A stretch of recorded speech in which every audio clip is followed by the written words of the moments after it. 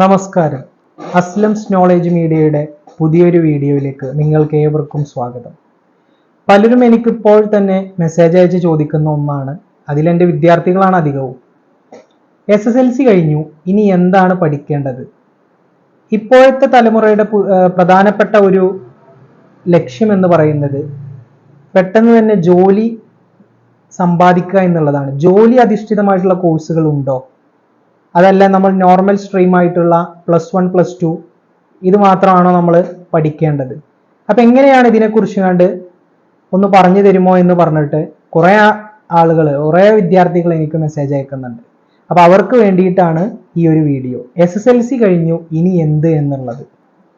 ഇതിലാദ്യമായിട്ട് നമ്മൾ എല്ലാവർക്കും അറിയുന്നത് പോലെ തന്നെ ഫസ്റ്റ് ഇന്റർമീഡിയറ്റ് സ്ട്രീം, അതായത് നമ്മുടെ +1 +2 പഠിക്കുക എന്നുള്ളത്. അതിന് 4 തരം കോഴ്സുകളാണുള്ളത്. Biology science, computer science, commerce, അതുപോലെ തന്നെ ഹ്യൂമാനിറ്റീസ്. ഇതിൽ സ്ട്രീമുകൾ വ്യത്യാസം ഉണ്ടാകും.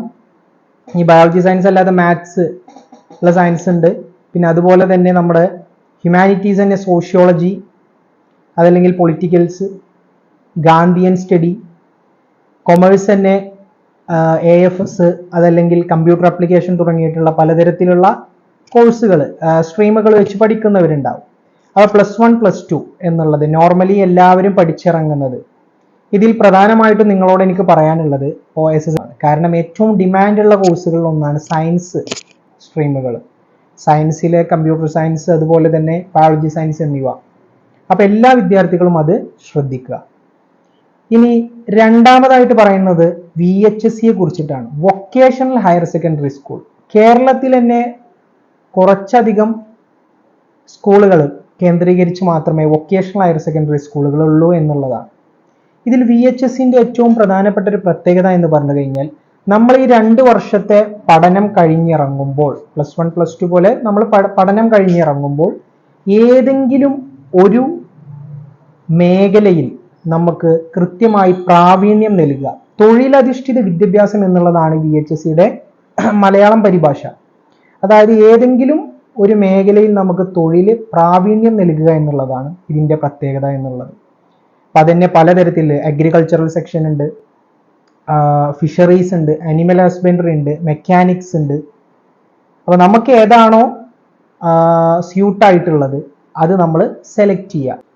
മൂന്നാമതായിട്ട് പറയാനുള്ളത് ITIയെ കുറിച്ചിട്ടാണ്. ഇൻഡസ്ട്രിയൽ ട്രെയിനിങ് ഇൻസ്റ്റിറ്റ്യൂട്ടുകൾ. ഗവൺമെന്റ് അംഗീകൃതമായിട്ടുള്ള, ഗവൺമെന്റിന്റെ കൃത്യമായ നിർദ്ദേശത്തിനനുസരിച്ച് പ്രവർത്തിക്കുന്ന ഇൻസ്റ്റിറ്റ്യൂട്ടുകളാണ് ITIs എന്ന് പറയുന്നത്.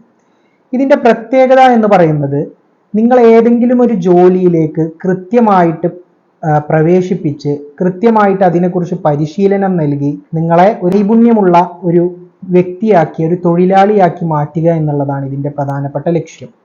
ITIയിൽ തന്നെ പലതരത്തിലുള്ള ട്രേഡുകളുണ്ട്. സർവേയർ, ഫിറ്റർ, പിന്നെ അതുപോലെ തന്നെ ഡ്രോപ്സ്മാൻ സിവിൽ, ഇലക്ട്രീഷ്യൻ, വെൽഡർ തുടങ്ങിയിട്ടുള്ള പലതരത്തിലുള്ള കോഴ്സുകളുണ്ട്. ഇതിൻ്റെയും അടിസ്ഥാന യോഗ്യത എന്ന് പറയുന്നത് 10th ആണ് എന്നുള്ളതാണ്.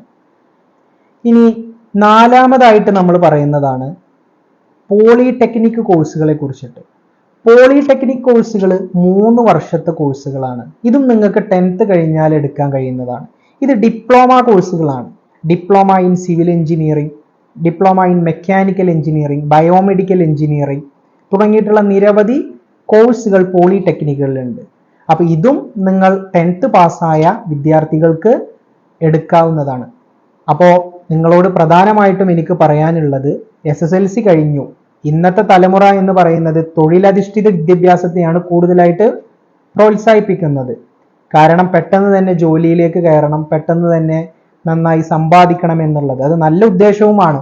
അപ്പം നിങ്ങൾക്ക് ഏറ്റവും ആപ്റ്റ് ആയിട്ടുള്ള, നിങ്ങൾക്ക് ഏറ്റവും കൺവീനിയൻ്റ് ആയിട്ടുള്ള കോഴ്സുകൾ നിങ്ങൾ സെലക്ട് ചെയ്യുക, അത് മുന്നോട്ട് പോവുക. അപ്പോൾ എല്ലാവർക്കും എൻ്റെ ഈ വീഡിയോ ഇഷ്ടപ്പെട്ടു, അതുപോലെ തന്നെ നിങ്ങൾക്ക് എല്ലാവർക്കും ഉപകാരപ്രദമായി എന്ന് ഞാൻ വിശ്വസിക്കുന്നു. നിങ്ങളോട് പറയാനുള്ളത്, ഈ വീഡിയോ സപ്പോർട്ട് ചെയ്യേണ്ടത് നിങ്ങളാണ്.